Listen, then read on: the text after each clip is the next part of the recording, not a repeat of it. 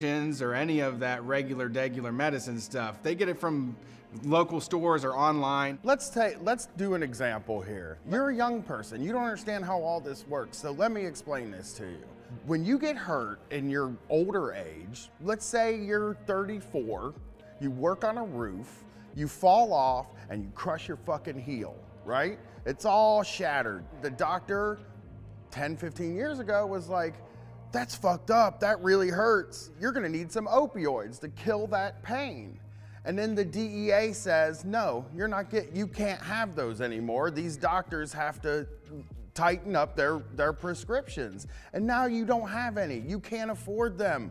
What do? You can take Kratom. It has the same effects, it's less addictive, and it's more gross. So that even brings down the use. You're not gonna use it as much. Kratom kills the pain in your body. It also cures social anxiety. The government's solution to stuff like this is always prohibition, which means putting more people in jail. How big is your appetite for the war on drugs? I'm sure it's small. It's shrinking every single day.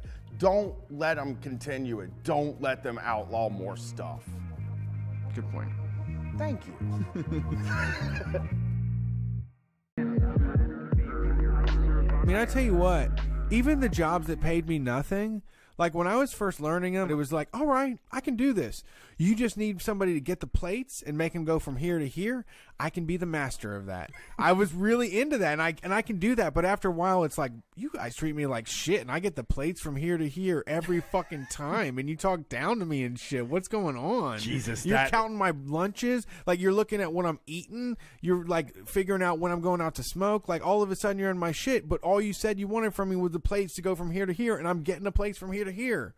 God, that was the most accurate representation of how I feel when I get a job. At first, I'm helpless. I'm a little baby. I'm sucking off the tea to the manager to tell me what I need to do. You know, I don't want to, my wings aren't fully formed yet. And then once I learn what I'm doing, I'm like, you know, y'all could treat me a lot better for this. I deserve a lot more for this. Wow, this is some bullshit right here. Now that you kicked me out of the nest and I'm flying through the sky and trying to flap my wings here, I don't think you're giving me enough. I don't like this. You didn't set me up right.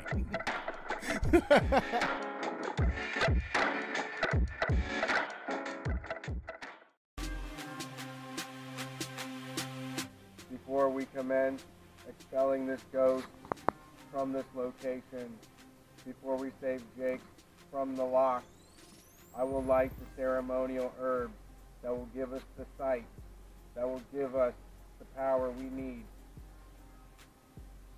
to set Jake free. My Twitter's not working out here. Let's see if you can get a ghost. Go ahead and try. See. I summon the ghost into ghostly ghostness. Come the fuck out if you're a real ghost. Now. Demand it. This is how we fucking hunt ghosts. And as we've pointed out, and as we've said, there are no ghosts. So this is where the ghosts live, from what we know. And he's not home. Let me see, let me try this. Jake, you may overtake my body. I accept you into my heart and soul. Please, if you are here, take control of me, use me as a vessel. Gross. Nothing. Yeah, no ghosts. So I guess the lesson of Beaver Creek is there's no such thing as a ghost, there's no God, and the Bible is a lie. Off to Helltown to find out what the government's up to in the middle of fucking nowhere, Ohio. Hell yeah, bumping out here. Can I get some of this safety herb in my lungs, please? And thank you, are welcome here. Jake, you can't have any because they drug test. Yeah, if you go to work, man, you're gonna get drug tested. Jake, you son of a bitch! You get out here! Hey, Jake! Ain't coming. He ain't coming because he's afraid of me, Brian Quinby from Street Fight Radio. Brett, would you like a shot at Jake? Yeah. I just fell in a hole. That was Jake. That was all Jake. I think we found the ghost. Jake won't let you see your mention. He's like, don't look at your phone while you're...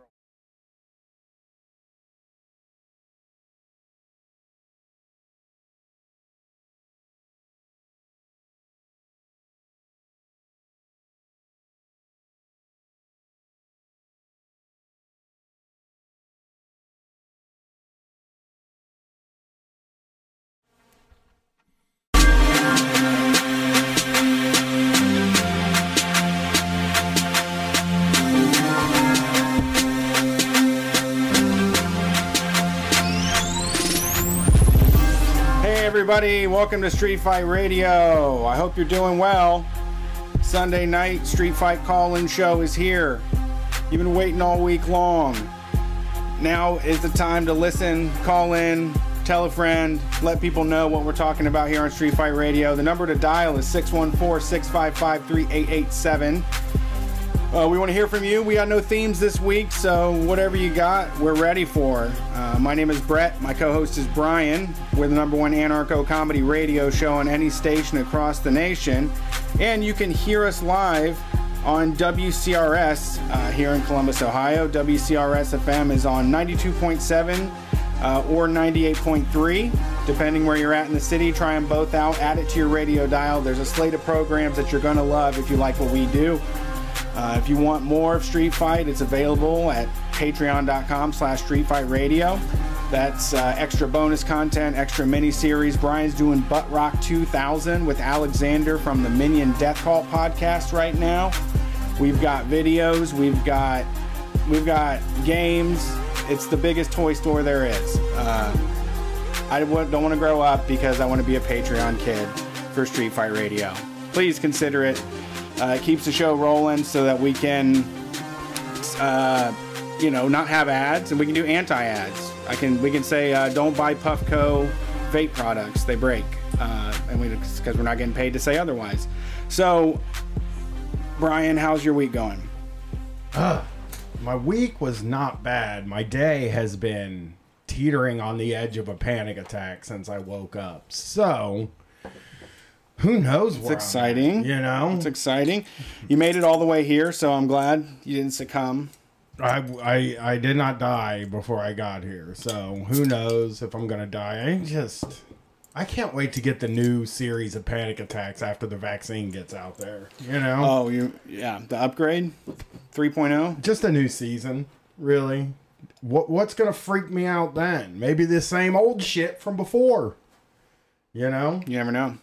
My daughter's back in school, and it just is causing consternation.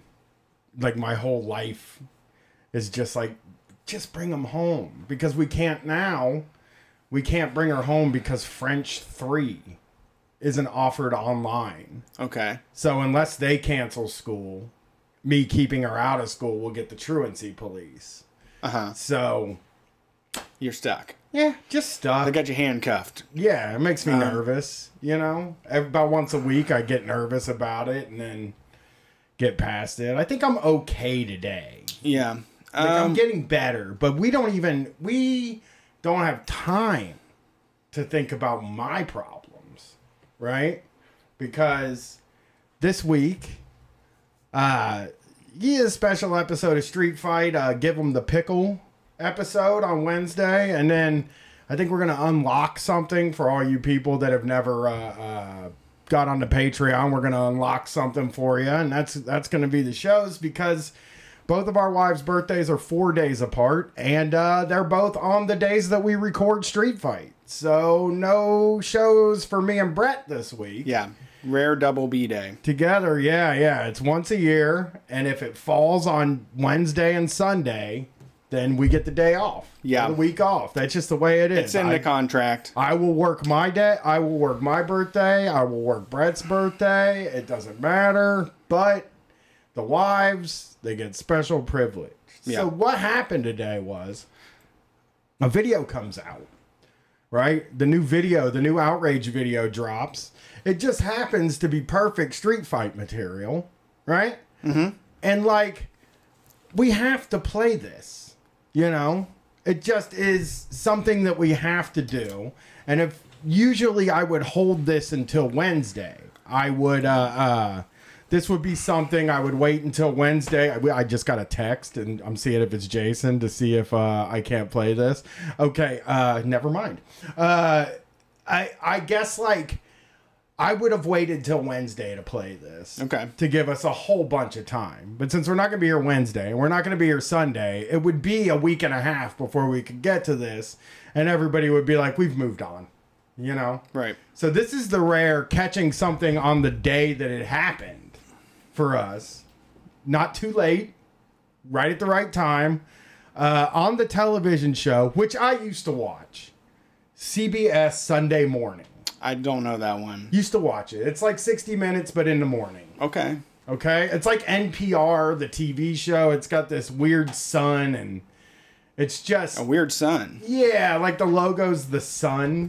Oh, yes. And it's for people who wake up early on Sundays and don't go to church. That's what I assume it's for. Okay, that makes sense. Used to watch it when Gwen was a baby and I had to wake up with her every Sunday. I'd get up and I'd turn that on to what she loved, you know? Oh, sure. Who's on there? I don't know. I was going to say Charles Kuralt, but I don't think he was on there. I don't know. I don't know who these people are. But oh, I recognize that lady. Yeah, Leslie Stahl. Leslie Stahl's on there. Legend. Yeah. Broadcasting. But now apparently they have David Sedaris on there. The extremely canceled David Sedaris, from what I remember. Toxic Workplace. Oh, really? Cancellation. I don't remember that. After we play this audio,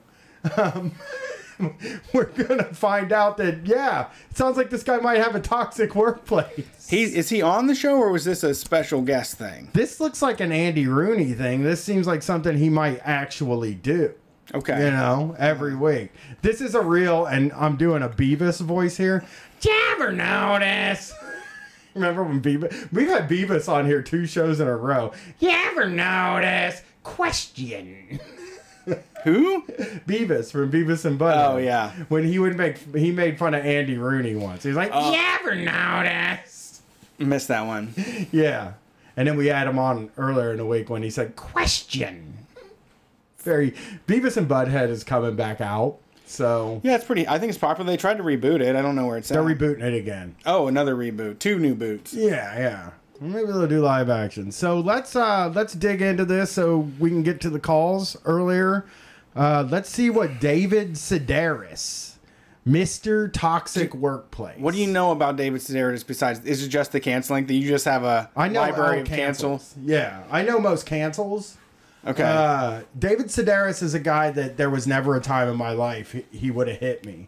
Because even when I was at my liviest of livness, I was an Air America lib. I was always still more of an aggro. I've always been an aggressive kind of guy. So David Sedaris is not that. Yeah. He's very much like it's for people who don't get super aggressive. That's like not a macho thing to be into. You know, I need macho stuff. Sure. I did try to read one of his books, I Talk Pretty Someday, just because I was in probably my libiest of periods, maybe John Kerry era or something. Yeah. I could not make it through, man. It was just one of those things where, like, the story, I'm not everything's for me, but it was just like, it's telling stories. And I'm like, I guess you had to be there. I don't know. I don't know what I gave up on it. And, his sister, I think is brilliant. Yeah. Honestly, one of my biggest, like, comedy heroes is Amy Sedaris. I was into Green Day in the John Kerry era. And I liked Al Franken because he seemed like a prick. You know what I mean? Yeah. And he ended up getting canceled too. It's like Wobegon type humor, and that guy got canceled too. Yeah, it's a canceled type of comedy. Oh, maybe David Sedaris isn't canceled then. Oh, Wobegon, you're thinking of? I'm thinking of the guy from Prairie Home Companion. Yeah, that's Garrison Keillor you're thinking of. Oh, okay. Well, David Sedaris, sorry I said you were canceled. You just remind me of all the other guys on NPR. You're like you're a type of guy. Right. And you might as well be Ira Glass to me. Let's hear what David Sedaris has to say. During this difficult time when so many... Do you ever notice? I love Danny Rooney, though. I always look forward to his shit. I always want to know what he was going off about. During this difficult time. Yeah. Hey, during 2020. During this difficult time when so many Americans are looking for work, I'd like to introduce an idea for something I'm calling the citizen's dismissal. Here's an idea. I like this idea because it's like we could citizens impeach the president, or we could citizens get rid of anti-maskers. We could citizens get rid of Wall Street executives. Right. You know, there's all kinds of dismissals I would like to be able to do as a citizen. Yeah. You know? Yeah. So this sounds like a great idea right from the beginning. I also was like, oh, this could be... I thought it was going to be funny. I knew that the guy was supposed to be funny. And I also went in the same route where I was like, yeah, we should be able to just say, you're out. You're doing terrible. You're fucking out. Yeah. Like all the government shit, all that shit. You know, like all the cops. Like, you know what? The city, this neighborhood just said you're all fired. Yeah, this is great so far. 10 seconds in, I like it. You know what? I really don't like his signifier he put on the beginning of it, though, while so many people are looking for work right now. But so many people are looking for work right now. Yeah. It's like a citizen's arrest, but instead of detaining someone, you get to fire them. Again, I'm all in. Right now. I mean, we'd all be like on defense all the time. I like it. But I do think I could live with this system. I get along with people pretty well. Easily. I mean, you know, you're fired. He wants to be Trump. This is like a Trump thing. You're fired. Yeah. I'm doing only You're just like, you're fired. You're great. You haven't noticed. You need to take this lifeguard at a YMCA I went to. Whoa, hey! I bought a guest pass so that I could swim laps. And 10 minutes after I'd started, the young woman blew her whistle, calling, "You all have to leave now." Oh, okay. How come, I asked. I have to go. Don't ask. You know? Don't ask how come. I would ask. If I thought it was open. I mean, I'm not going to accuse her, but if I was like, oh, I thought this was open until 7. If you're at a place, and the person that works there tells you got to get the fuck out, right?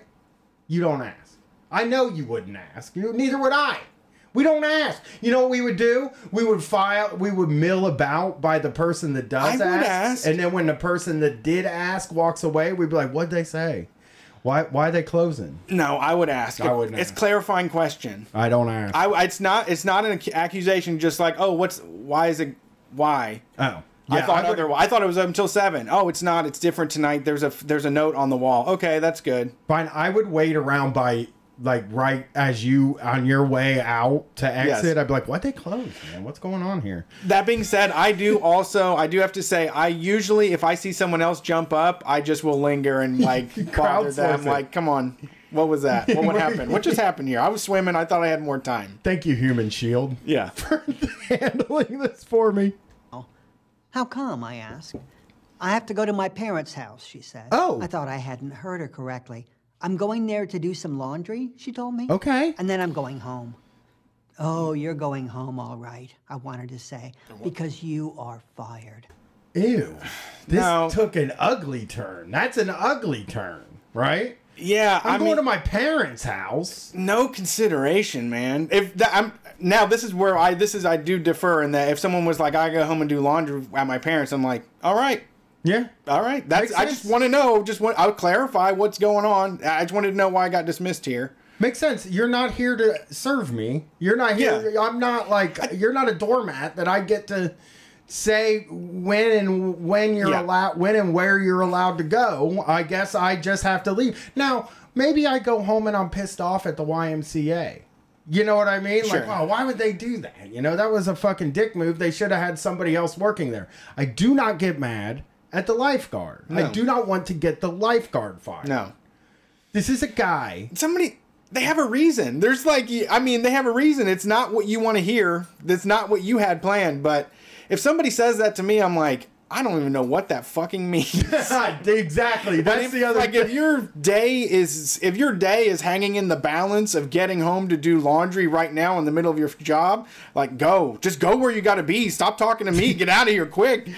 Go change. Go. That is a good point. That is a good point. It's like, whatever, there's a reason. And it's not for me to ask what maybe you're out of fucking clean underwear. I don't fucking know. Right. You know, but that's an important thing that you got to get done. And like, if that's somebody... also such a great answer. I know. As an absurdist humor person, how does he not... Like, this is funny as fuck. I would just be like, you're not going to believe this. I just got kicked out of the pool so that because someone had to go do laundry. I feel like he's lying about the laundry part.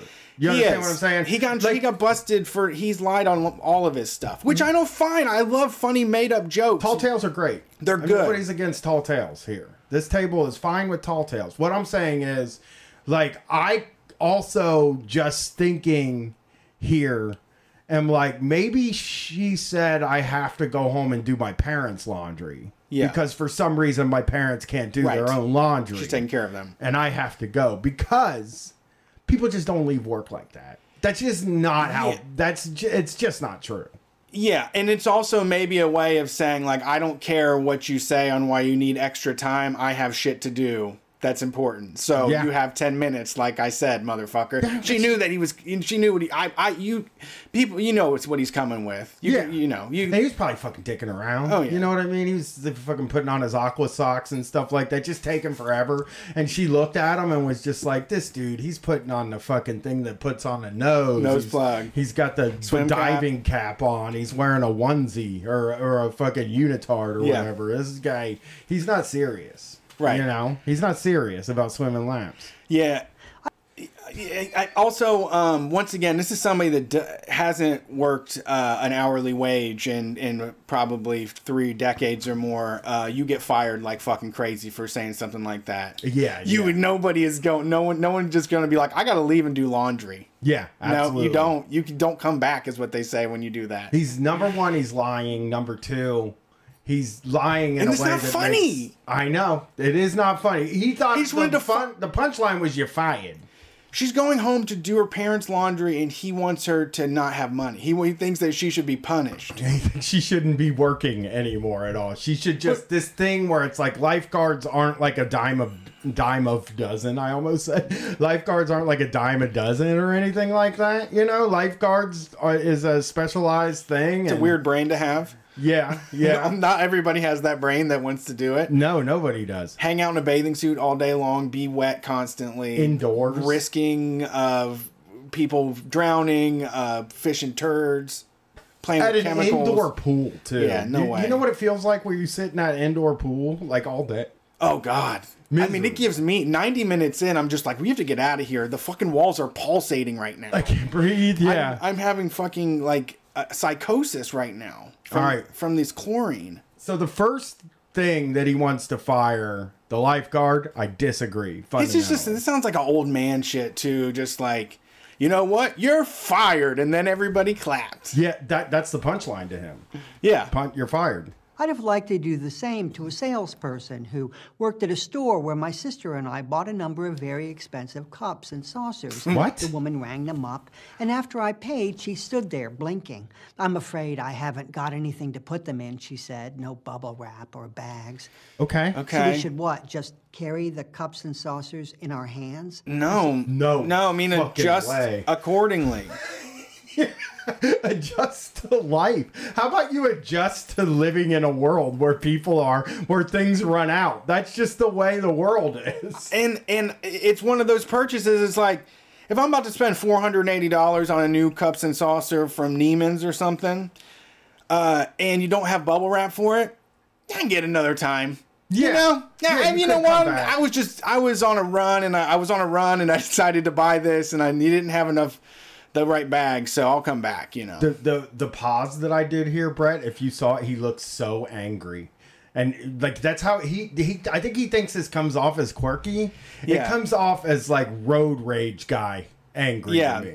Like inside they're boiling, angry. This guy seems He's trying to be nice, but he really thought about ripping that person's head off. He's a nice guy, but he's like me when I get pissed, and I'm just like, there's nothing that can stop me from flipping out, you know? Sister asked. Well, they're yours, the woman said. That's You true. bought them. Yeah. Do you have a purse? I wanted to ask. If so, you need to get it and go home. My sister and I are firing you. Ugh. I'm not Who are suggesting you? that we go Yeah. crazy. You're the with manager this. of the world now? Yeah, and then he says, I'm not suggesting we go crazy with this. And it's like the two things that you just brought up would be a sign that we're going fucking crazy. Yeah, this is with fucking this. too much.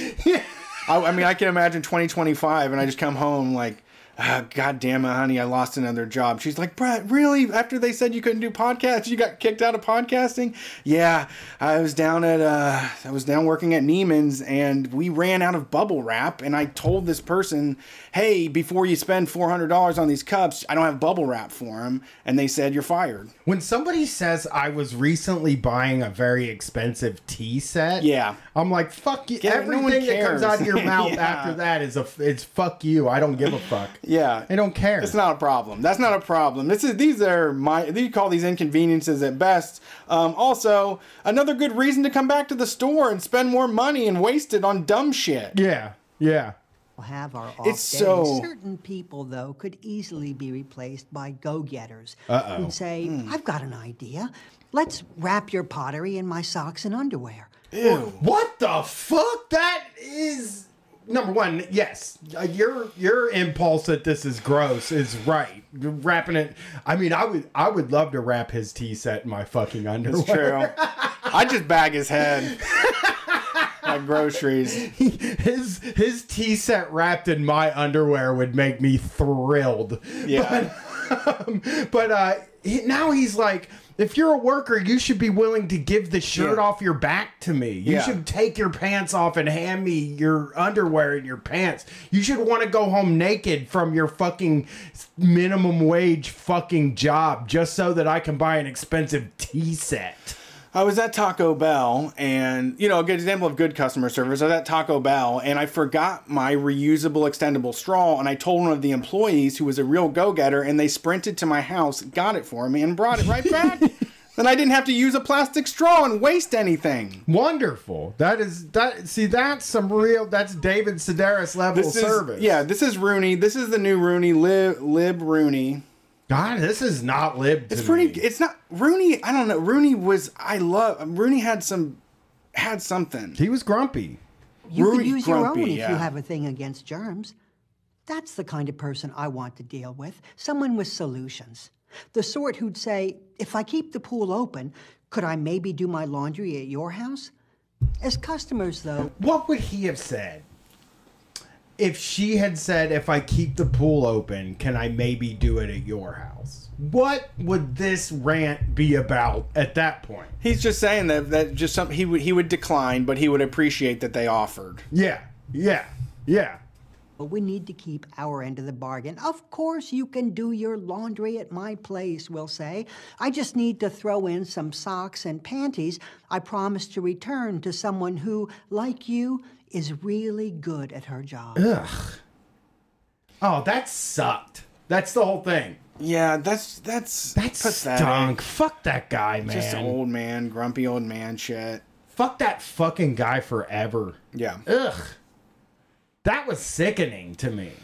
What a sickening it's what most dude. people think. I mean, I think a lot of people feel that way. We know that. Really? The rise I of the think Karen. I think goes beyond Karen. This goes into you're the manager of everybody. this is beyond Karen. This is... I'd rather deal with a Karen any day of the week. This is God complex, kind of. Yeah. Yeah, this is sickening to me. Sickening. Oh, that guy Bradley Whitford, the Get Out guy, the one from Yes.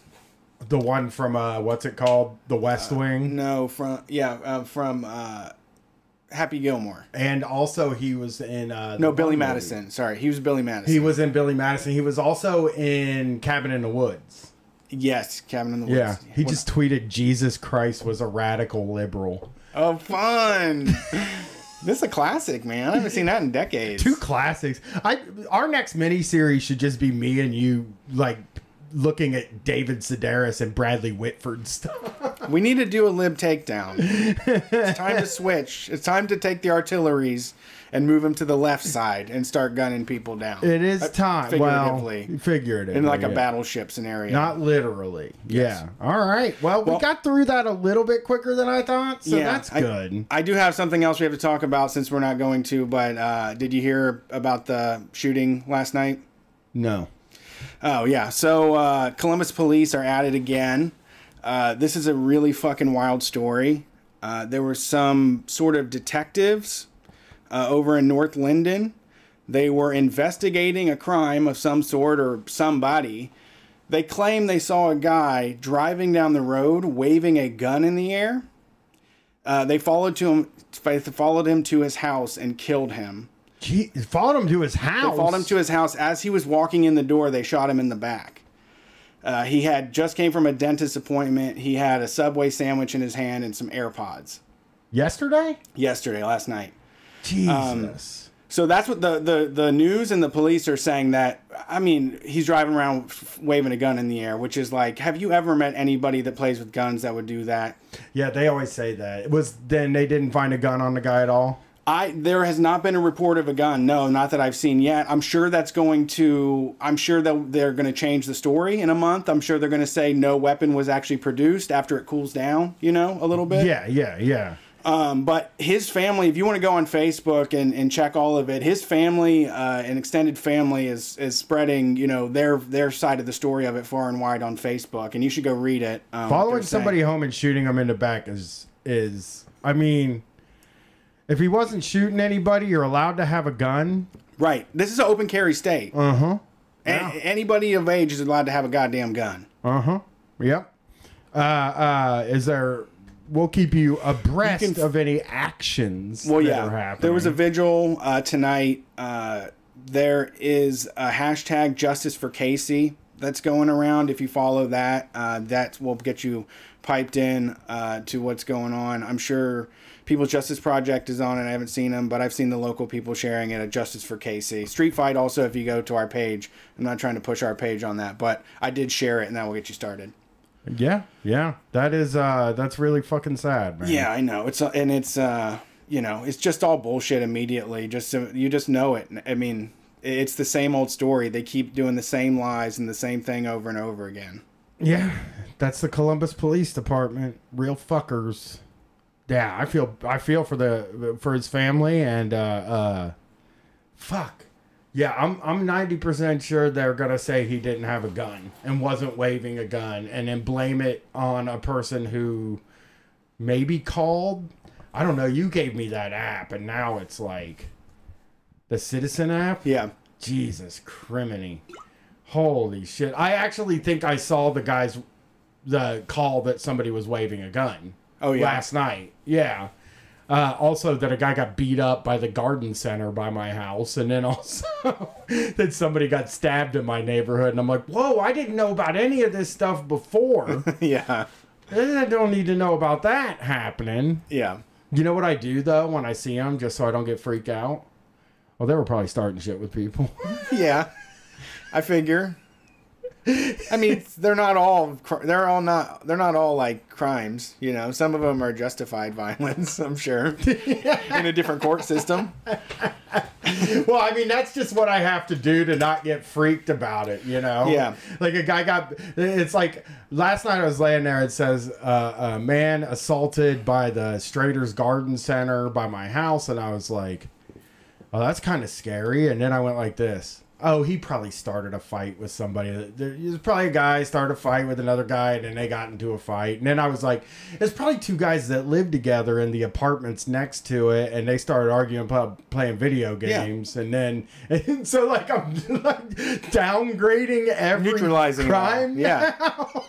Well, I saw violent crime calls are like 1% of what police calls in a lot of major cities. It's not always, Oh, I know. And a lot of times that's true. It's also the people who are violently accosted are generally people who violently accost. It's right. Not like, I mean, you're more likely to be beat up if you beat people up. Right. You know? Right. But I just, it's really funny for me to notice how I've been being like, right. Every you. punch, every person that's standing on the corner screaming it was their fault. It hurts my heart, actually, dude. I live close to that 161 and 71, which is a really rough area, and there's people always asking for money at every single exit. It's a 4-way thing, and there's 4 people out there constantly, and it just hurts my heart because I know so many people are struggling right now, and there's just there's nothing, you know. There's going to be there's no, I don't know, community support. There's no money to be spent on helping those people out, you know. Yeah, absolutely. It's hard to address those things, Very but sad. It does feel like, God, it's like, you know, a couple miles away. Yeah, it is. You're probably, what, 5 miles away from it? Yeah. I think, yeah. My neighborhood's a little bit... 2.3. My neighborhood's a little bit different, but, so it's a lot less, but it's like my phone goes off at night, and I'm just like, who did this? Who's... That's their fault. Also, every time that's their fault. That also includes like every time guys at like McClintock's Inn like throw a couple punches on a patio and someone calls the police and they have to show up and they're like, I didn't mean it. I'm a big Eagles fan, you know. I don't fucking like it when people talk about them like that. I saw my first person refusing to wear a mask. Cool. This week at an Aldi. How'd it go? She put it on. Actually, she wasn't refusing it. She was very defiantly not wearing it, and then when the guy said you need to put the mask on, she was like mean to him. Okay. You know, and was like, oh fucking okay. You know, like all mad about it, but I was just sort of shocked to see it. We were getting groceries out in the suburbs, and man, Wild West. It just doesn't happen out here. It doesn't happen where I live. Out in the suburbs is where it happens. People motherfucking walk past the front of my house wearing masks. I'm like, what do you do? I know. There's 2 of you just there. There's nothing. Nobody's here. This isn't like a walking trail or no shit like that. Yeah. That's why when you're in the suburbs, it's such a jarring experience. Let's get these calls because we already did some David Sedaris talk. Yeah, Floyd Mayweather's fighting Logan Paul. I know this. Love this, but I'm probably going to definitely watch that. Very exciting. Although Floyd Mayweather not a fun fighter, but still, you know, I don't know. He might be fun to watch beat up Logan Paul, though. Sure. You know? Agreed. All right, let's get a call. Yeah, that's the draw, really. Thanks for calling Street Fight. Who are we talking to tonight? Spaghetti-O. Can you hear him? I can't. No. Hold on. I can't hear. Am I plugged into the wrong place? Well, Hello? Oh, hey, nope. Hey, what's up? I got you. Holy shit. We turned into skeletons. We thought. Holy shit. Yeah, what's up? Oh my God, I'm back from the grave. Hey, it's Fat Rocker 5000, guys. How you doing? Oh, buddy, hey, what's up? Yeah, thanks for calling. I heard you. I couldn't hear any of the audio. That's what we heard. So I looked it up, and I can't tell just via text if he's being. I can't tell if it's satire or not. Have you guys ever maybe you don't know anything about like Phantom Diaries? Did you ever hear about those? I have not watched any David Sedaris. I will say this. If you listen to the audio, this guy is serious about wanting to fire people. That is 100% sure. He is not. He is frustrated at service workers. Yeah. It's relatively obvious. That's bad.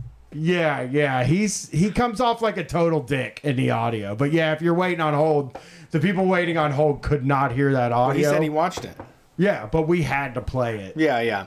I just read it. I read a transcript. So there's, I mean, the Phantom Diaries, he got famous because of that particular essay and this, bit. I think it was on This American Life, if I remember correctly. And it was super popular. And it was basically him being a service worker. He played an elf in like a mall or something like that. And that was the diary. Yeah. So God, how do we get an elf? Yeah, it'd be ironic. Well, I mean, also, I mean, he probably at this point thinks that he was always the best employee and he was always a go-getter, and that's why he can buy $600 cups now. So, I mean, that everybody sells out when they get there. I think that about myself, though. Consciousness is, I'm not a service worker or anything, but I do think of myself as like being one of the greats that ever did it. You know? Sure. Like in my mind, when I'm out at a place, I'm like, God, I was so fucking good at taking orders, you know, at taking orders at McDonald's, or I was fucking so, I know sometimes like when I have to pull over for fries at McDonald's, I will find myself getting hot because I'm like, man, I used to make those fries like, but that's not true. Because when I was fucking doing it, people had to pull to the front for fries too. Yeah. You know, but like, you do, once you're out of service work for a while, and I don't give a shit what kind of job you have now, once you're out of service work for a while, you start to think you were the best service worker of all time. You deserve to be in the Hall of Fame of service workers. It does create bitterness, I'll tell you that much. But yeah, that would be like really sad if he went full circle. You know. Well, yeah, I don't know. It definitely wasn't clear. Maybe we're just trying to be mean to an old man, but I think he probably sees himself as like a decent guy that does care about working people, but it becomes very difficult in your mind. I mean, when you get frustrated at somebody at a job, and you also are doing something extremely mainstream. Also, 50 years going to cash registers, you like the good experiences. Yeah. You really want it to be a good one this time. Well, I'm saying also when you're doing like sort of a very mainstream thing, like this is a sentiment that a lot of people have about like just, you know, service workers are the fucking worst, you know, and they want $15 an hour, but they can't get anything right. Yes, that's exactly what it is. So you would think also that like maybe he just doesn't know how offensive. I mean, it's not even offensive. It's just he doesn't know how much of a prick he comes off as, you know? Yeah, and I mean all of his books are like basically his personal diaries. Not like I'm a fanboy, but I have read at least one. I forget. I think it was the one. I think it was that same one. But well, also, I listened to it, and it was him reading it. Yeah, so there's some cringy ass like moments. It's super, you know, just detailed personal stuff. Yeah, I mean, I'll just say that like a guy who made his living with his diary, as a guy who makes his living like complaining into a microphone, you can start to lose sight of what everybody else in the world are going through. Like if I did anything that wasn't Street Fight, I don't know who I would be. You know, if I did another podcast that was fucking about anything else, right? Anything like not political or leftist or anything, who knows like where my brain would be in that respect. I talk to service workers every week, which keeps me like understanding what they're going through. But like this guy, he makes a living. People tell him that everything he says is so important that you can publish it and make a few $1 million and buy expensive tea sets with your sister. People that stifle their laughs. Oh, David, that is preposterous. Yeah. Yeah, I mean, but like it's so polarizing. You know, like David Sedaris apparently people are talking about David Sedaris, which is surprising to me. But also, you bringing up Sunday Morning and Charles Osgood, I was like, holy shit. I was just like, it was like a Ratatouille moment. I got flashed back like 15 years, like being woken up on a Sunday morning to that. Like, there was like this fanfare trumpet music. Do you remember that at the beginning of the show? Yeah, I do. That show. And it was just like, I'd be half asleep and like, I'd hear this and then I'd get up go sit with my dad and watch it. And it was never like, it was pretty feel goody, and it really was like NPR on TV.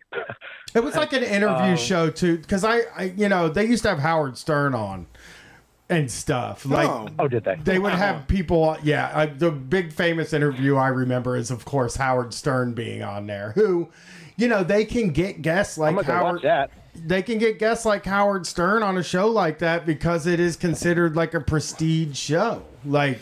Yeah, they got the money and the names. Yeah, and it's just an ultra mainstream thing. Is it the I can't do the song. No, I think I know the song. Something else, dude. I'm not gonna play the song because I'm gonna look it up later. We have to unplug and plug and. Yeah, me too. Yeah, but yeah, he comes off like a dick here. Maybe he's a decent guy. Sure. And maybe he'll come out and be like, oh.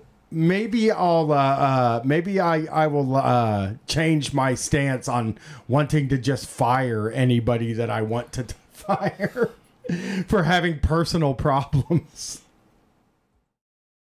Yeah.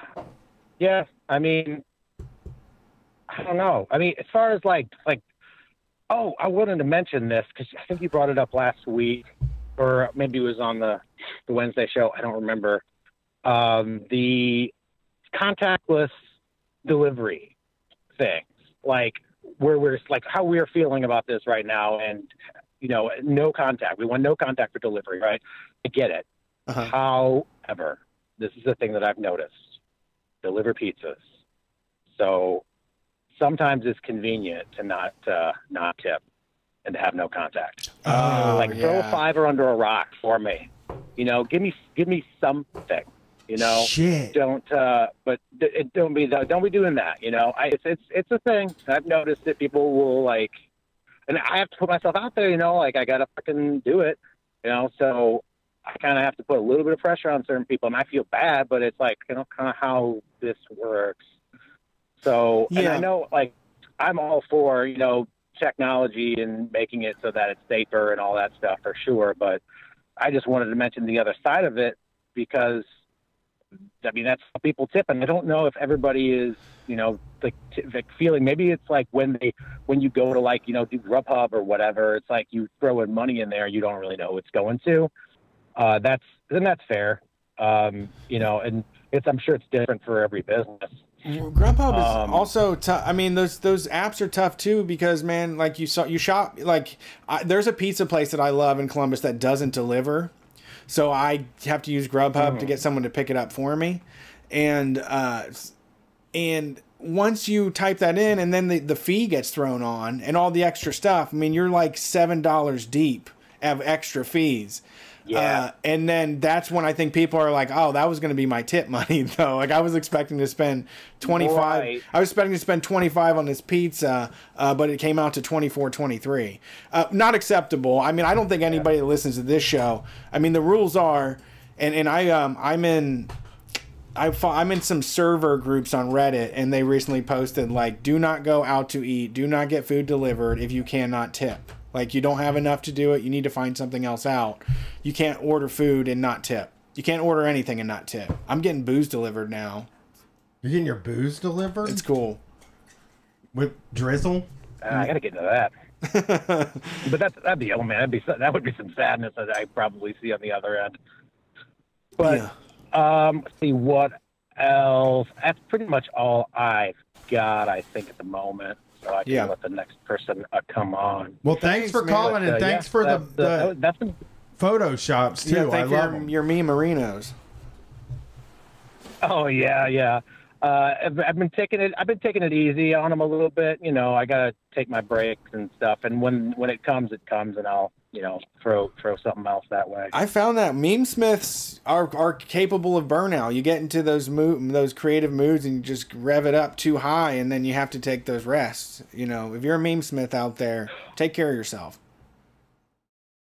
Yeah, I think for me, it's like when there's an inspiration, it's like I could be ultra focused on that moment to make the thing happen, and I want to do it in a short amount of time because timing is important. Sure. But if I'm just trying to force it, something to be that's funny or try to make a connection that's not there, it just becomes sad. So I stopped. All right.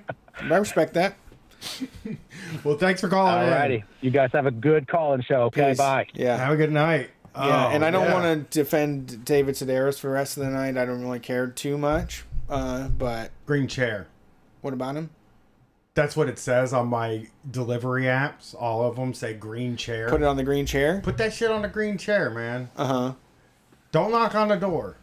Just put it on the green chair. I'm looking at my phone. Trust me. I'm looking at my phone. And Yeah. I tipped. I tipped a lot.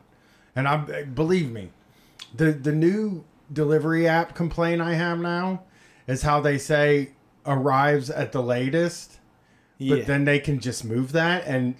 Yep, yeah. They're like, hey, we updated the time. It's 20 minutes later than what we said it could possibly be.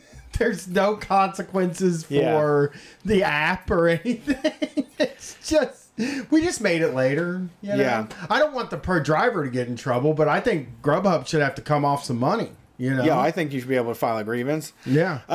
We have a big, like, clear window on the door, the outside door, screen door, and it's funny because we also, like, I'm getting notifications on the app, and me and my daughter are both sitting there with, like, our eyes pressed against the glass like we're fucking caged animals.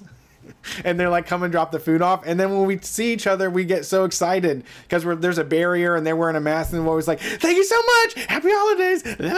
It's like excited. We're like dogs that are like barking, you know, just excited to see somebody walking up the steps. I say, hi. Yeah. Thank you. Thank you. Yeah. I would say thank you at their back. Yep, that's what I usually do. I know they don't want to talk to me, though, so... Well, I give them money, too, every time. Yeah. I do like, the one I use is GoPuff that delivers alcohol in town. Oh, God. The deals are pretty good. The prices are good. And that, like, you can order a box of wine for $19. It's right down the street from your house, though. It takes them forever to get to me. I wondered why, man, because Erica was like, how long is this going to take? I'm like, seriously, you're not going to believe me? 10 minutes.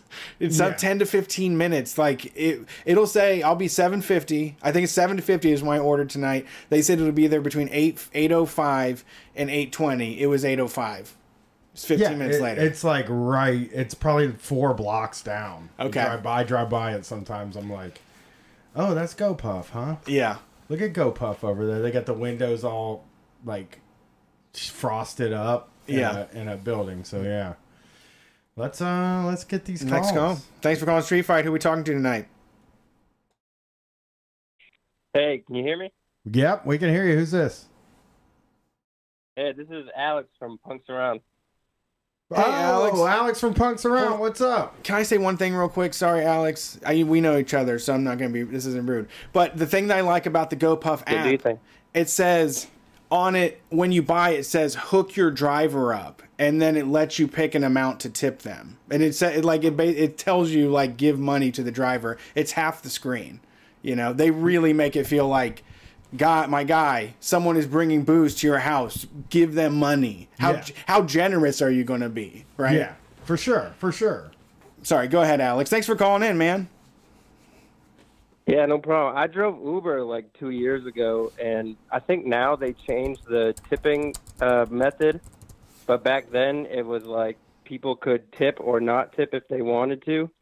And so I would tell people while I was driving them that, like, the service fee wasn't a tip. Right. And they would, like, seem to understand it. They'd be like, oh, no, I didn't know that. Thanks for letting me know.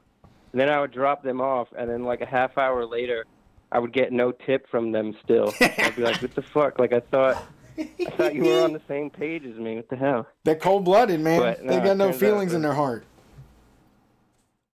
Yeah, but you know what? Like, the people that drive Uber aren't as bad as the people who drive limos, because I drove limos for a little bit, too. Okay. And those people were by far the worst, because then when you're, like, driving, like, because they're, like, entitled people, right? So they sometimes feel the need or the empowerment to, like, ask you to roll the window up, or, like, hey, I don't feel like talking today. Like, before you even say anything, right? Right. You, like, open the door for them, they get in, sit down, you go in, you like, strap up, and then they're like, I don't feel like talking today, so can you, like, roll the window up? And you're like, all right, thanks. And then, like, they don't tip at the end because, like, the company that I worked for gathered the tip. What? Right. So like the tip was included in the charge, and so that meant that like the company could take out a huge piece of that from our drive. Wow. It was really fucked up. There's lots of fuckery going on in the tipped world. Needless to say, I'm glad that limo companies are not doing too hot right now because of not only because of COVID, but because of like all the rideshare shit. Yeah, I mean the not wanting to talk, like I understand like not wanting to talk sometimes, but maybe drive your own ass somewhere though. And also, I mean, you gotta wait until the guy is you gotta wait until the driver's annoying. Like, I feel like you take a seat, if this person isn't trying to, if they're not chatting you up, if they're not like, how many kids you got? What-a-da-da-da, hubba-bubba-ba. If they're not doing that shit, there's no reason to be aggressive on jump. I think that the assumption for like the younger limo drivers is always that the person driving, the passenger doesn't want to talk to you. Okay. And so like when people got in the car, I wouldn't really start a conversation unless they started it, like, hey, how's your day going? Yeah. And, you know, that let me know that they want to do it. But, like, when someone just got in the car and they were like, can you roll the window up, please? I don't feel like talking today. It was like, all right, dude, I didn't want to fucking talk to you anyway. Yeah, doubt your day is that fucking bad, motherfucker, sitting in the back of a limo. What do you got to be sad about? What service person wants to talk to a customer anyway?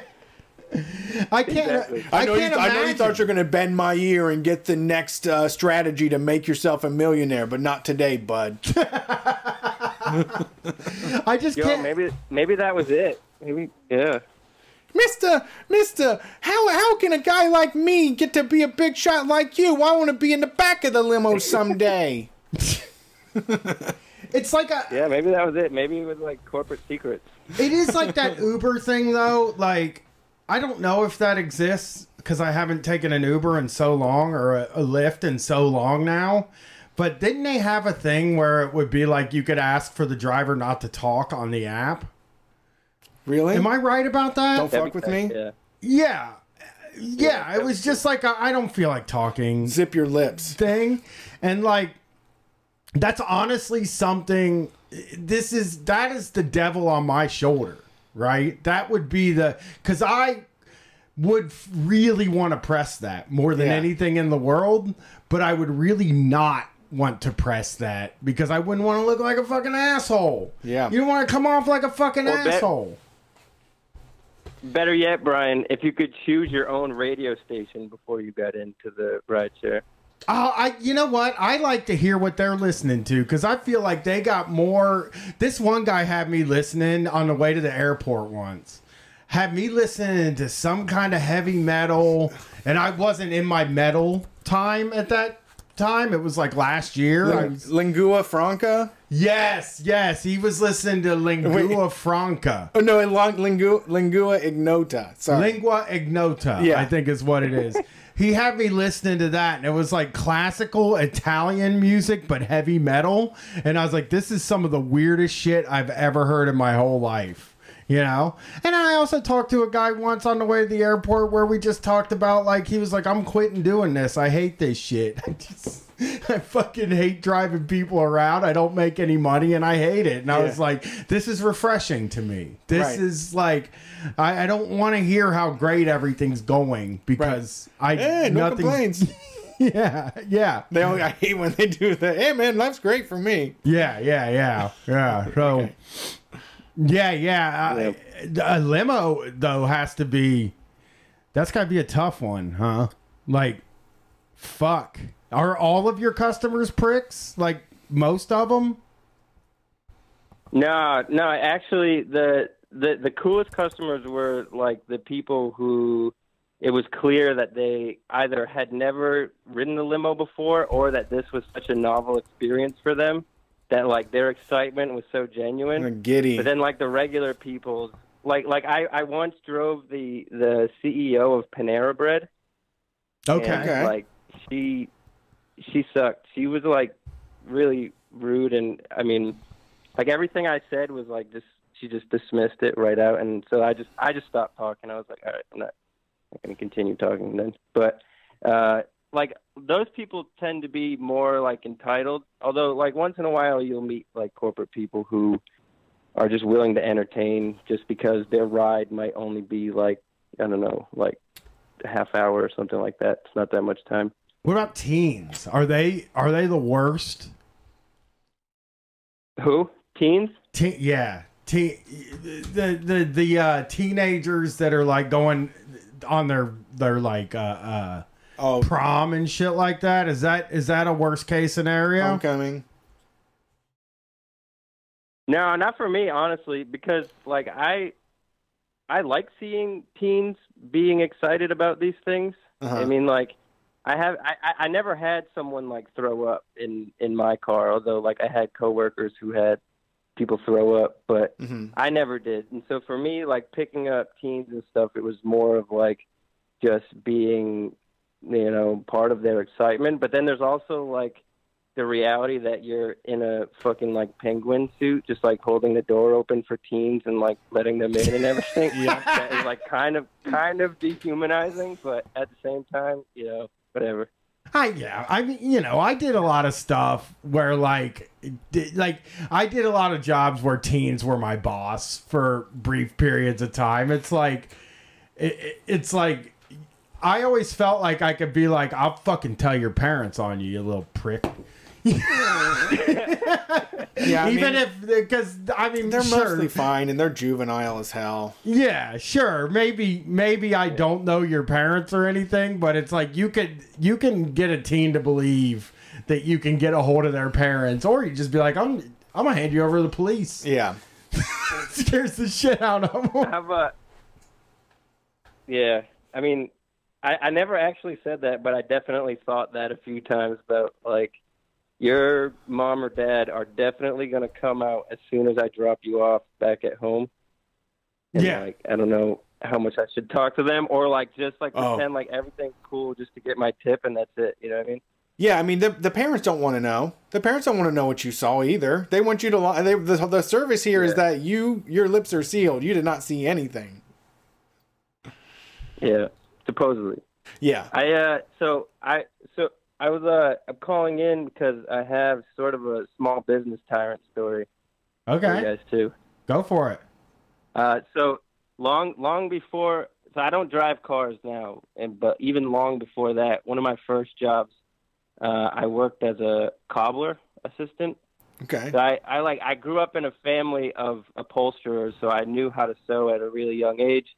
But I didn't want to do upholstery anymore, so I went to this cobbler and I got this job as his assistant. So it was like me and him, and that was it. We worked in like the shop where he had me do all the like leather stitching and everything like that. It was really fun work. That sounds cool. But he had this I don't know if it was a degree or like the specialty in what's called pedorthics, which is custom orthotics.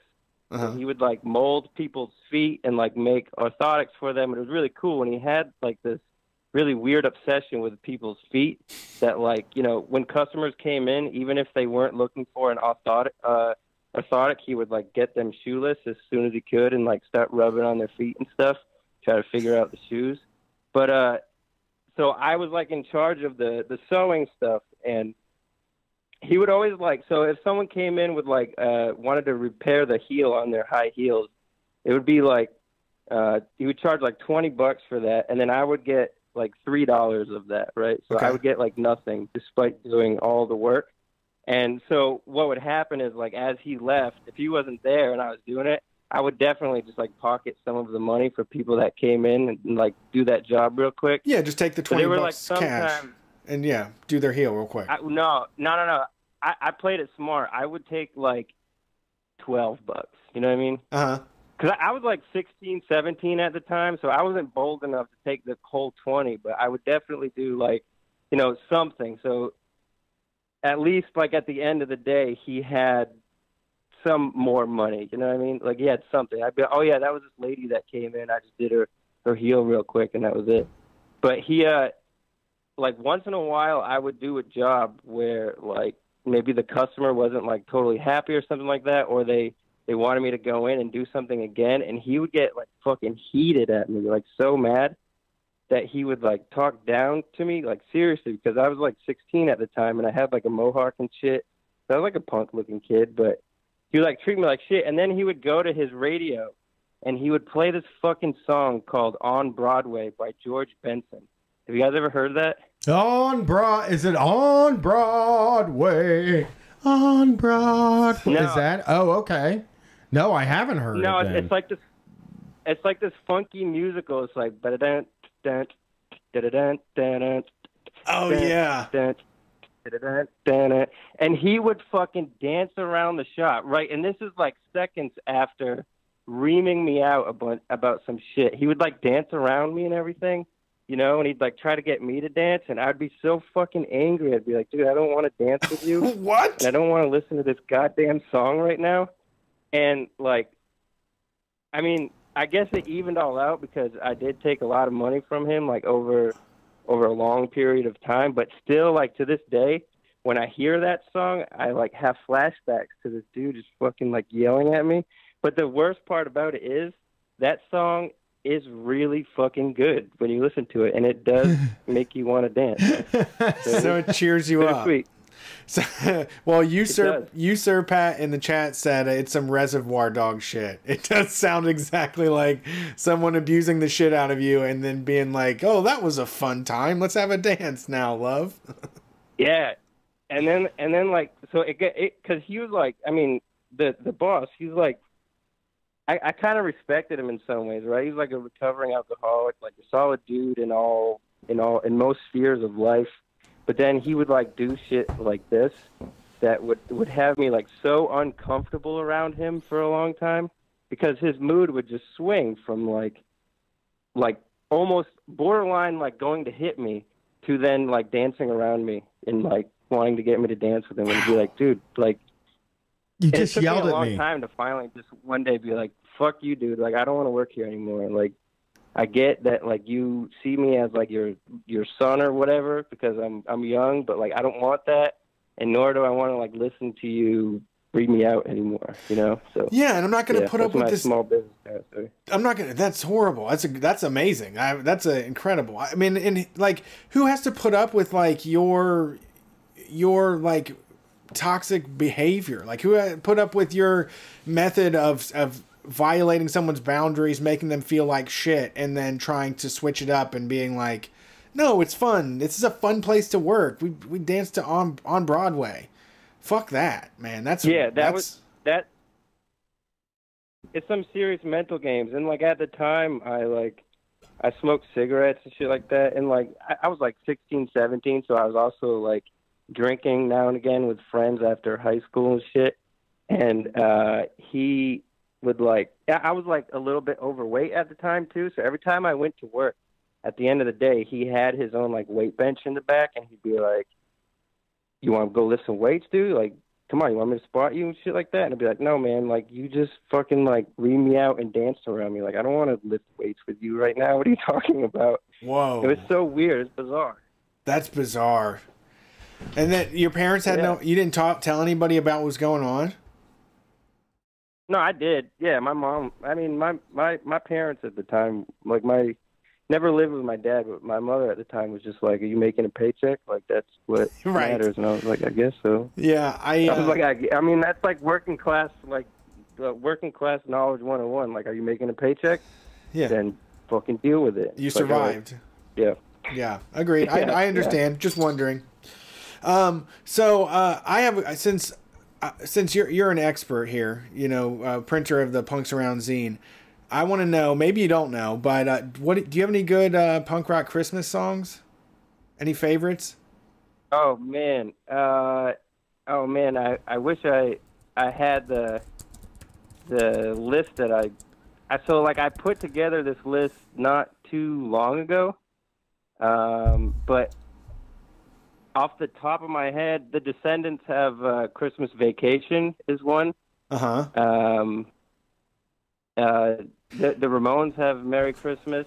The Misfits have Blue Christmas. I don't know. Oh, yeah, that's a Brian one. Merry Christmas, I Don't Want to Fight Tonight by the Ramones is one of my favorites ever. Having, you know, I get treated like a Christmas maniac, but I like the bad ones too. And I've had bad relationships in my life where you're being forced to be nice to each other, and it's such a stupid idea, and you're just doing it for Christmas. And I think that Ramon song, "Merry Christmas, I Don't Want to Fight Tonight," is such a good fucking dysfunctional Christmas song. So this is not a Christmas song, but it has super Christmas vibes. Rebel Waltz by The Clash. It's on the Sandinista album. Check out that one, because it has the fucking like belly sound in the beginning. It's very Christmas-like, so you might dig that one. I don't know that one. But it's not explicitly a Christmas song. Fear, Fuck Christmas, yeah. I like a lot. I love Fuck Christmas by Fear. I always sing along with it at the beginning, like just how snide and snarky it is. I love it. The Mighty Boss Stones also have Xmas Time, which I'm not a huge fan of the Boss Stones, but it comes to mind right now only because I'm calling from the Northeast. My favorite corny Christmas is MXPX, Punk Rock Christmas, RAWK, because it's just like sung in that bratty, nasally Punk Rock Christmas. It's so good. It's one of my one of the best. I got excited. I heard it for the first time today, and it cheered me up. Well, thanks for calling in. You also did a special edition of the zine, which I read, the Punk Christmas Carol, the update of the old-timey classic. Yeah, so I'm like trying to transition Punks Around fanzine to Punks Around publishing, like doing it very slowly and trying to like learn the ropes of publishing and getting ISBN numbers and barcodes and all that shit. And so the Punk Xmas Carol that I wrote is like my first kind of like dipping my toe in the water of this stuff. So yeah, thanks for reading that. And if anybody else wants it, you can just message me. I only have Instagram. It's at Punks Around. It's pretty easy to find. I haven't figured out Twitter yet, and like I don't want to try to figure it out, but so yeah, you can find me there or on Facebook. I'm in the chat right now. I'll probably be here all night. So we could buy some wholesale copies too to put in the store. We have a bunch of zines in the store from other people. We carry other Punks Around zines in the store even that we got from Microcosm ages ago. Yeah, hell yeah. I'll call later about Microcosm, but we'll table that story for later. But we don't use them anymore. I also wanna. I've heard there's multiple stories about them. So yeah, we don't use them. Jeezy Pete, Brett.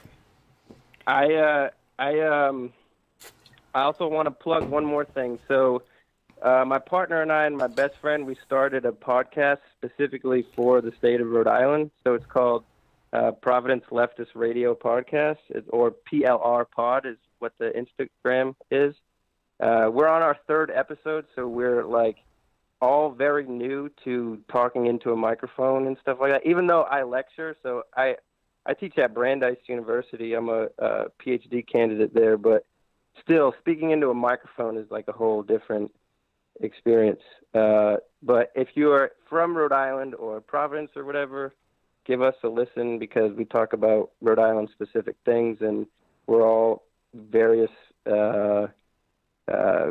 variations of leftists on the podcast, so it's fun. Nice. That's great. I think that's good. I mean, for a specialized thing like that, makes sense. We need to have these kind of information networks for people that want to get involved in their area, for people that, you know, the big cities feel like a mile away, but they want to do something where they're at. So it's a great service. That was kind of my point, too, is that, like, there's so many leftist podcasts for, like, the country at large that, like, I think that in order to win local power as leftists, we have to like start focusing on like what's local to us, you know what I mean? Right. And you can like build networks that way, that then, you know, our network is connected to you guys now, and you guys are connected to other people, and so forth, you know?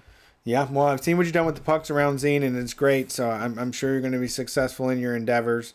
What was the name again of the podcast?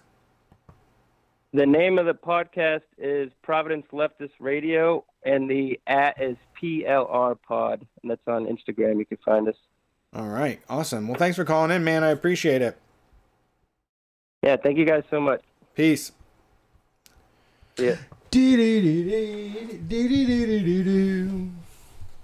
is that it? CBS Sunday Morning? No, that's fucking Hard copy? Entertainment Tonight. Entertainment Tonight?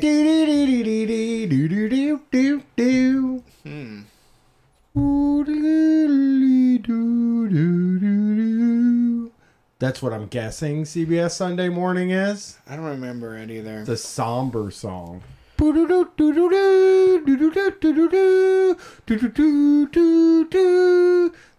NFL, so. Thanks for calling Street Fight. Who are we talking to tonight? Hey, this is Vance from Austin, Texas. What's up, Vance? How's it going? Hey, it's pretty good. How y'all doing tonight? Pretty okay. What's up?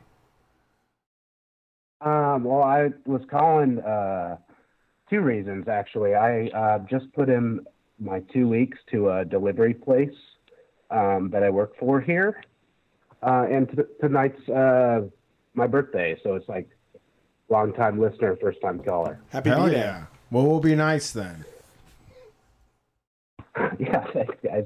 So I just wanted to, like, I guess get y'all's opinion on this delivery place because it's no tipping at all. So it's like basically they tell their customers not to tip. The bosses tell you, like, if you take a tip and like they find out, like, you could be fired or have hours cut back. But like there's definitely some like pros. I definitely wouldn't put it under the small business tyrants. Was this recent or is this like an older thing? I don't get why they wouldn't do that. Or why they would do that. The restaurant? Yeah, the restaurant. Yeah, so it's like they call it like a virtual kitchen. So it's just pickup and just delivery. Pros, like, we don't have to use our cars, like they provide the cars. Cons, no insurance at all, no tips. And we get paid $14 an hour as drivers, or 13, excuse me. 13. So it kind of balances out. Like Texas, the minimum wage is $7.25. So I would imagine like our cooks are making much less than the drivers. Yeah, I mean, $14 an hour though isn't like you should still get tips. It's definitely a livable wage as like a single guy, But well, I'm just wondering, like, what is it? What kind of city is it? Is it a mid-sized city? Is the cost of living high? I just feel like $14 an hour isn't so much that you shouldn't be getting tips. Yeah. Well, I'm in Austin, Texas, so it's all of the areas, like, it's like 2.5 mil, like, in the entire metroplex area. Like, the city is just under 1 million people. So I mean, it's definitely, I mean, I put in my 2 weeks, like, I'm leaving, How many hours were you working? How many hours were you I'm working 40 hours, man. I'm working 40 hours, and they absolutely don't allow overtime at all. No benefits, 40 hours, no tips, $14 an hour. You don't have to use your car. Texas. You don't have to use your car. You don't have to use your car. I don't have to use my car, and I don't pay for gas. Here's something I think, okay? So, if I were you, right, when you took the job, I would have taken the job too. I will say that it does sound like if I'm struggling to find work and I want to do something that if I'm struggling to find work and I want to do something that is what's the word, is like constant, that is not consistent, that I know what I'm going to be making, and I'm not using my own car and all this stuff. Like, I see why you took the job. It just, to me, from the outside, it's kind of like people are willing to tip. So why would the restaurant tell people not to tip? Like, what is in it for the restaurant? Exactly. Yeah. What is the restaurant saying? I totally agree. It's well, I just don't think they care. I think they're from California and they moved here and like just built the business. So it's technically like they call it like a tech. Yeah, so and it's cheaper. It's cheaper in Austin than it is to live in LA or San Francisco, but it's still not cheap. Austin's not a cheap city at all. I've been there. You know? I know that Austin's not a cheap place to live. I understand why you took the job. I would love to hear their reason other than like if you're advertising like, hey, you know, this is a delivery app. We charge you this much, but you don't have to tip. Like, who is the psycho that is like looking for? I want to pay a delivery fee, but I don't want to tip. Like, who's looking for that service? Do they let them tip? They let them tip in the app? It's insane. No, that's what it's saying. No tipping. So okay. And the business model is you don't pay any fees. So they're like, you don't pay delivery fee. You don't pay any. It's like, I think the whole thing was like you pay $10 for general and, you know, rice. But it's like not even like that. It's Wait a minute. That good at Chinese food. Like it's a Chinese restaurant. So I was going to say, is this Cluster Truck? Because is that what? But Cluster Truck tips. You can tip Cluster Truck. No. This place, it's all free delivery, no tip. And they like advertise, they like tell all their customers, they're like, yeah, so they're making a livable wage, and don't tip them or they'll be fired. That's how much there's been a lot of that progressive places on the Pacific Northwest and stuff that basically, I've been to one in Austin actually, where they said at the bottom, we don't tip at this restaurant, everybody gets paid $15 an hour and we just keep it that way. I've been to places like that, actual restaurants. See, and that's did you like, were you okay with like not tipping? I mean, it seems like the food. I mean, the thing about it was that it was a bad experience overall. So I was just like, I like the old way. Yeah. It wasn't a good incubator for the idea because I didn't like the food the most. You know, I don't. The problem, like, I've never worked a tip job, but I have, you know, dated, been friends with plenty of people that have, and you know, I guess maybe on average, you know, so you might get $16 an hour, $15 an hour, but sometimes like someone will give you'll make $20 more than you expected, you know, or you can make a couple $100 in a night. You know, a lot of people that work tip jobs are only they're working Tuesday, Wednesday, Thursday, and you know, getting $3 an hour, but then when they work Friday and Saturday, they're getting $25 an hour, you know, $30 an hour. So, you know, it's all a hustle. I don't know. It's an unnecessary system. And I don't think rolling the tip in, I don't think it's solving it, you know. I don't think doing no tip is solving it. I just don't think people realize, like, I think they also treat it, especially with COVID, it's like they don't realize it's still a person. I feel like they think it's like unconsciously, maybe it's like a drone, like an Amazon drone delivering food to them or something like that. And it just feels cruel and paternalistic. Like Brian said, man, like $14 an hour is a great base. That's a great base to do that. And then why wouldn't you allow people to give you extra money for doing it? Wouldn't you even give them the opportunity to like throw $3 your way? You know, it doesn't make sense. And especially because it's so much of American culture. There's we haven't like moved to any sort of different monetary system. Everybody's like, you know, like fucking David Sedaris once, go-getters, or, you know, you have to fight for every damn dollar you get. Yeah, it's I'm super grateful anytime someone like, you know, I definitely don't, you know, deny any tip. Like, you know, I'm super grateful if someone gives me something. So, but like, you know, it's, you know, better days are ahead of me because this was only a temporary gig in the first place. Like, I'm actually moving to Philly, trying to move up to Philly and Philly's a great place. Start work like with like digital art and stuff. So hopefully I can contribute to y'all's Patreon zines. I'm a Patreon supporter, so. Yeah, absolutely. Yeah, we'd love your. A lot of plans ahead. I just wanted to like talk to y'all about that job because it's. They're not heard anything about. Man, you know what? And things like that, you know, your life is chapters, and things like that are a placeholder.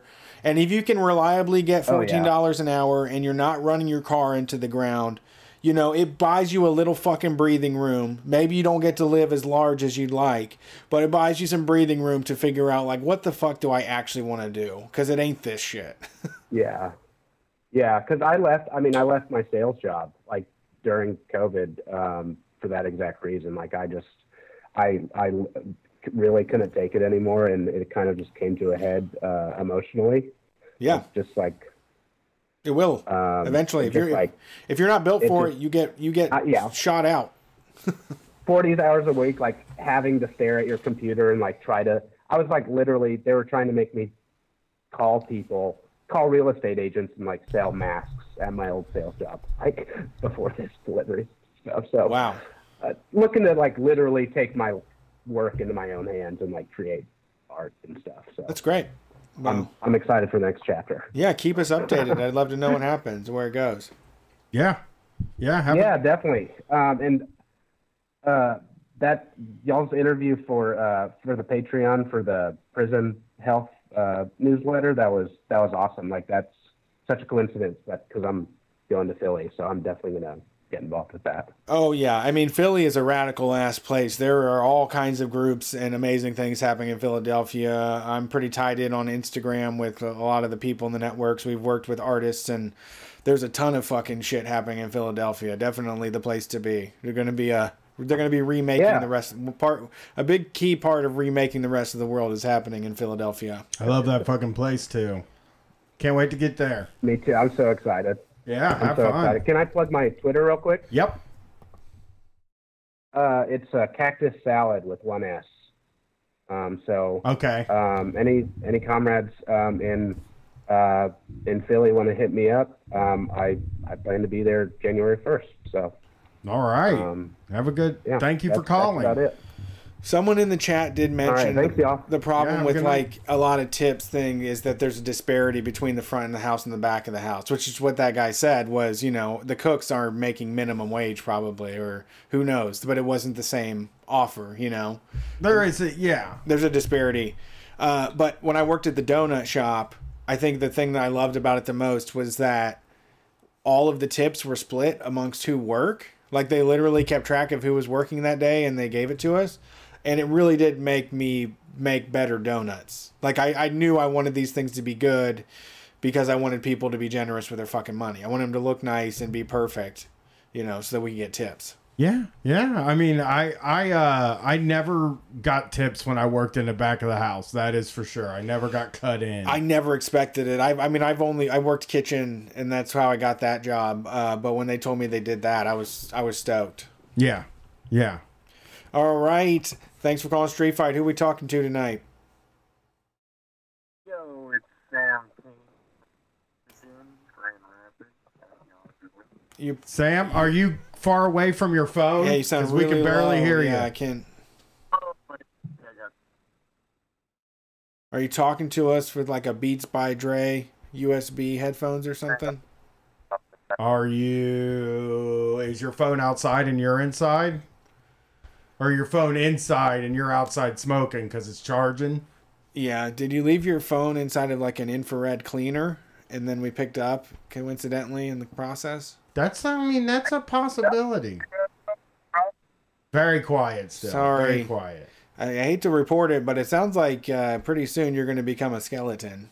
Yeah, it sounds 1 foot like in the grave. It sounds like you're talking to us through a pipe filled with cotton balls. That's just something I came up. One more time. He hung up. Yeah. Sorry. It really was. I couldn't. This is as quiet as anything. I was piecing stuff together. I was like, my whole body was tight, just like trying to piece what he was saying. I heard the word Grand Rapids, but then I started picturing somebody listening to their only live show for the week and not being able to hear it while they're at work at the factory. Yeah. Drilling things. The drilling factory. The drilling factory. A lot of our listeners work at factories where they drill. Yeah, just constantly running drills. Constantly drilling. Let's go to break. Oh, I just answered a call. Oh, hey, what's up? Who do we got? What? Did we lose somebody else? No, I just answered this. Another skeleton. You just answered it, but nobody's talking.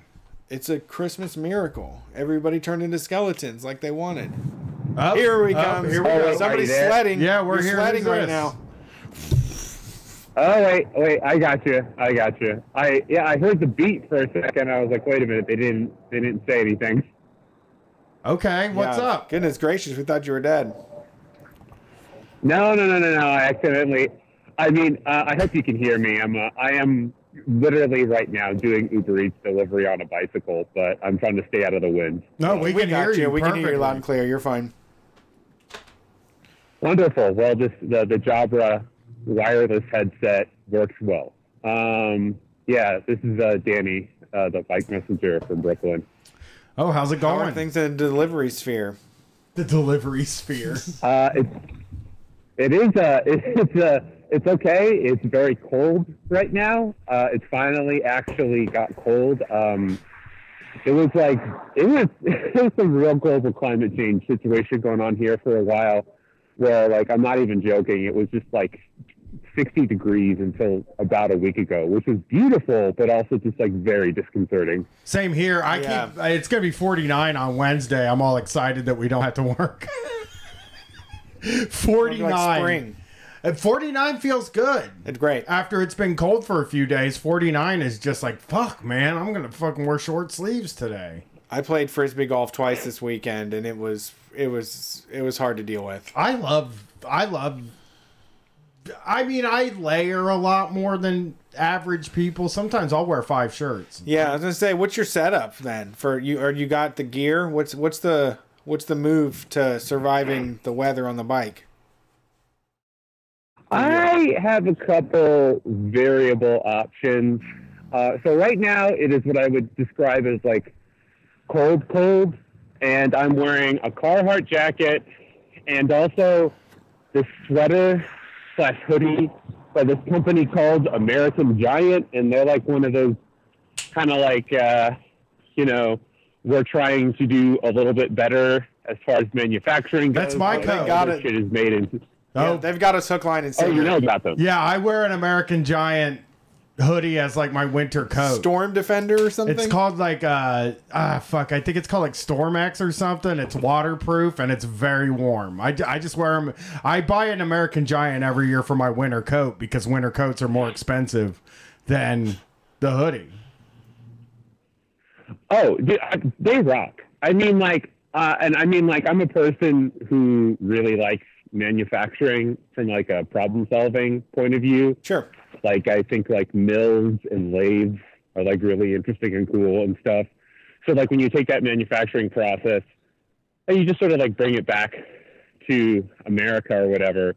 I mean, like, yeah, it's no joke. These hoodies, they cost like $100. Like they're not cheap. The one I have like costs $170. Yeah. Dude, they last like I mean they literally showed a picture of one of their hoodies from like I think when they first started manufacturing. They're like, this is one that we just made, and this is one that's literally 8 years old, and it just looks faded.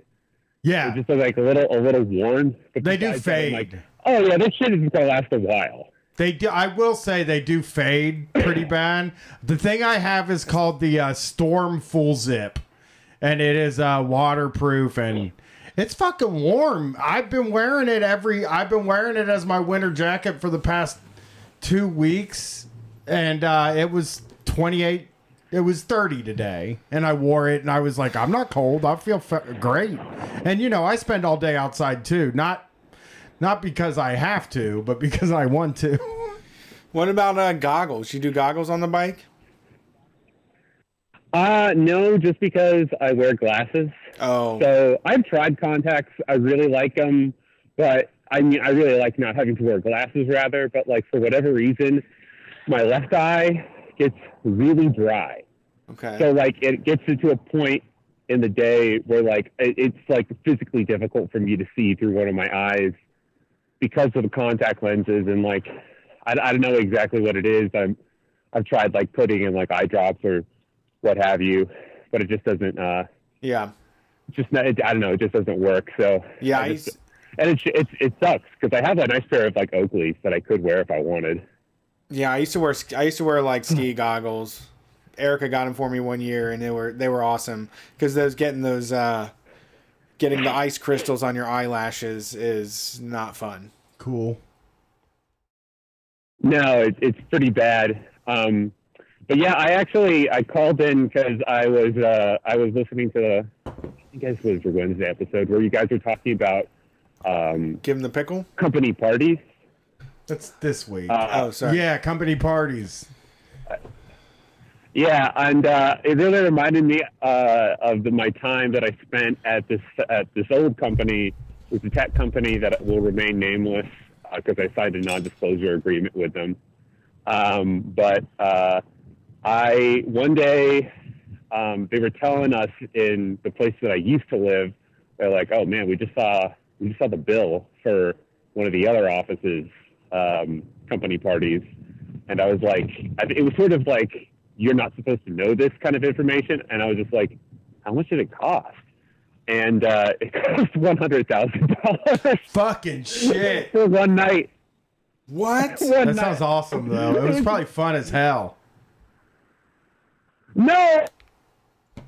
Sucked. It was so shitty. It was just like I did the math. I think at the time I did a lot of like, you know, napkin math in my head, and like, you know, the whole thing about company parties is they're like, oh, we'll give you guys an open bar and blah blah blah, and I was just in my head, I was like, okay, you guys spent $100,000 on just one of the office's parties, like like roughly speaking, if the two other offices maybe have like less intense parties and they only spend like $150K combined, then that means you can maybe give one of the offices just on their own, like maybe $120,000, you know? Yeah. You could buy a whole liquor store.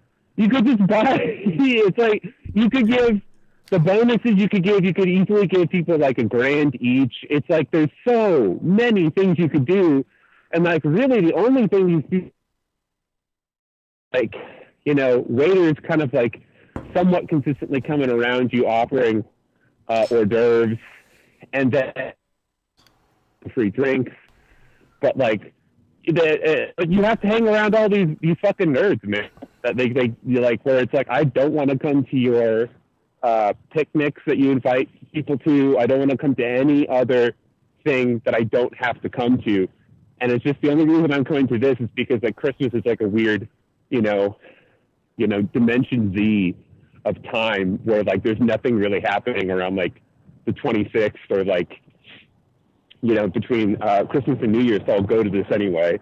But like it just sucks. And then like just knowing that they spent $100K on one thing, where it's like, I'm pretty sure I'm not an accountant, but I think you can meaningfully give that as wage increases to some of your employees as what I think is traditionally referred to as a Christmas bonus.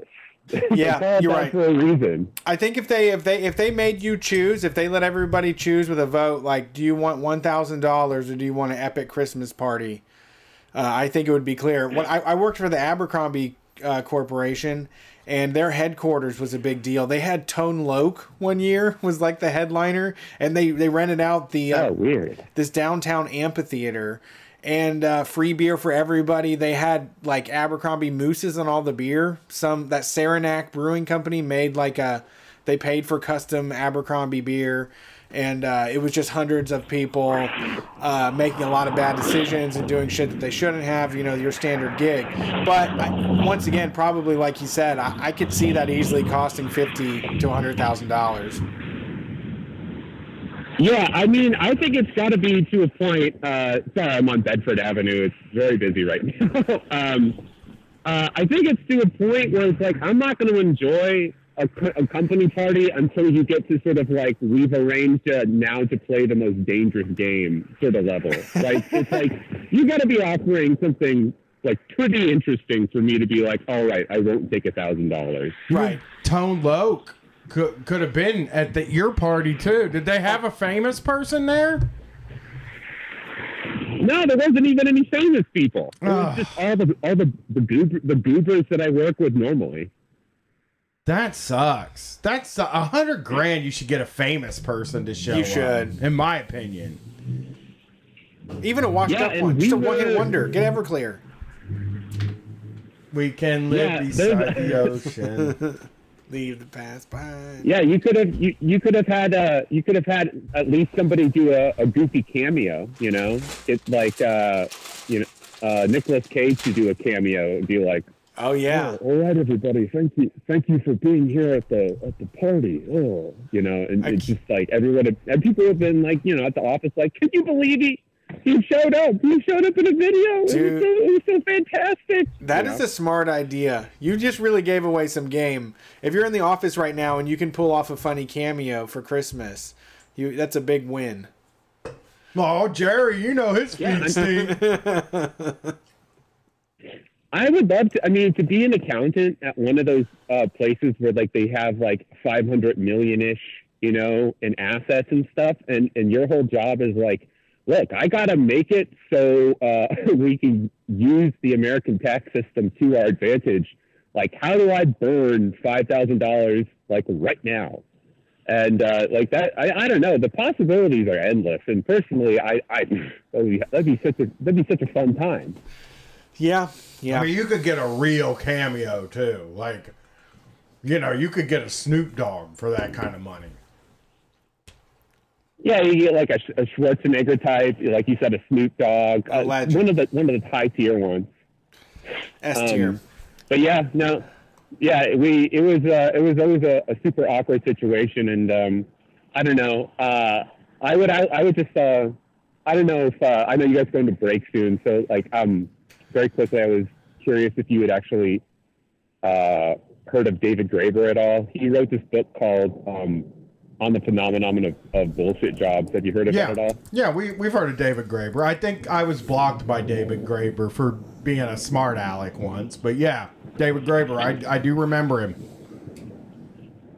Yeah, it kind of dovetails into this just a little bit because I'm like listening to it on audiobook right now, and I don't know, it just seems kind of like a real street fighty sort of like it is crossover that like very. It's really interesting the way he talks about like what jobs are like just shitty, like they're just kind of they suck to do, but they have a purpose, and then what jobs are like, oh, this has no purpose at all.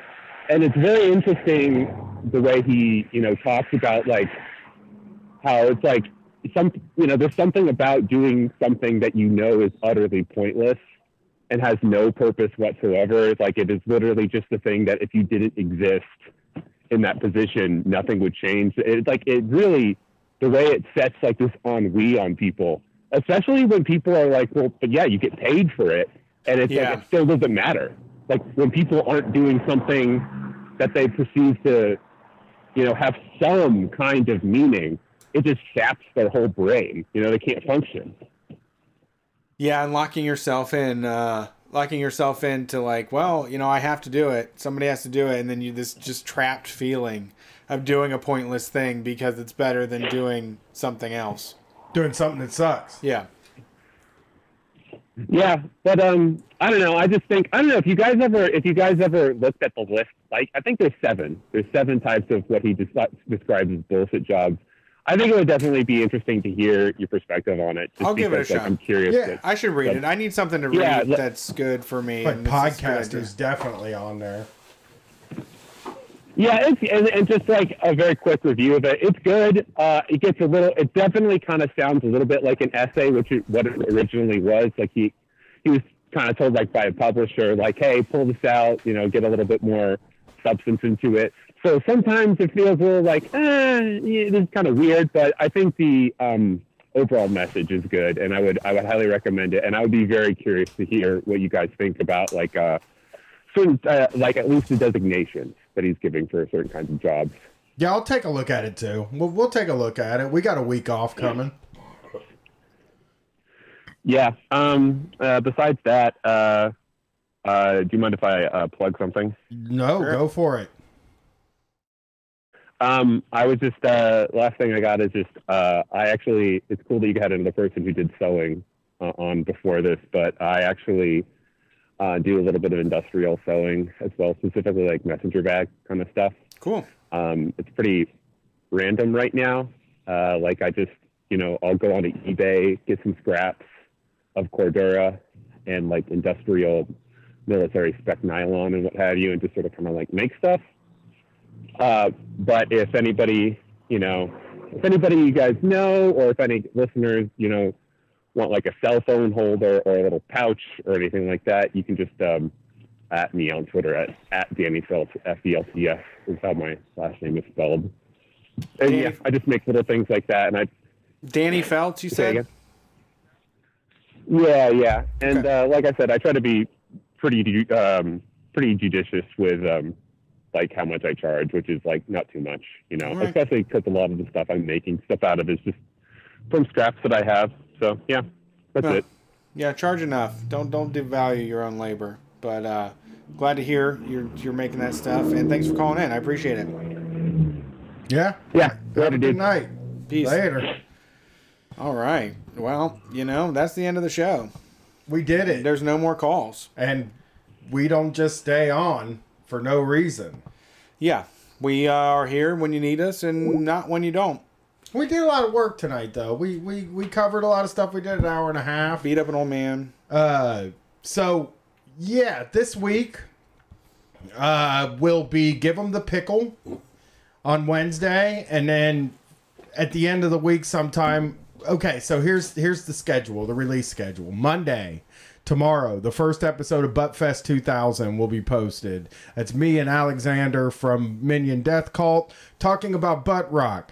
This is the introductory episode, and then Friday, at the end of this week, the first actual episode about the 80s will be out. You also get a Give 'em the Pickle episode, and we'll probably unlock another episode, probably a Shocktober, or maybe that last Holy Boys me and Tom did. We're going to unlock an episode. So there will be not only new content, but like a lot of content. Yes. And December 29th on the Street Fight Twitch, me and Chris James are going to watch Shock Jock videos. We're going to do a stream where we watch Shock Jock videos. We take your phone calls and we joke around like we like to do. So please come and check that out too. There will be more information on that and artwork and stuff like that, I'm sure, in the next couple weeks. But, we're trying to give you a lot of content in this season, because when the vaccine hit, then we're going to do less content. No, I'm kidding. We're going to be back on the road. Yeah, we'll see. The TV show is coming together. I'm doing weekly meetings about it. We're filming in January for sure. They want to say March, probably April, though, for release. We'll see. And then there's also a surprise Street Fight documentary coming to Means TV very soon. So get tapped into that. This week, we're going to close out the show with what would be our break music. This came to us from Worm Teeth, WURMTEETH. They wrote in and said, "Hello, this was recorded live at practice the day Donald Trump got the virus. I was thinking this might work for your break on a Sunday call-in show." So here it is. It's called It's Okay to Wish Someone is Sick. It's Okay to Wish Someone Sick by Worm Teeth on Street Fight Radio. We're going to let this play for a few minutes and then shut off the stream. Thanks for showing up. We'll see you next Wednesday from, I don't know, two Wednesdays from now. Wednesday the 16th. Wednesday the 16th, you'll get your next live stream of Street Fight. Peace. We can live beside the ocean, do the thing. Leave the past behind.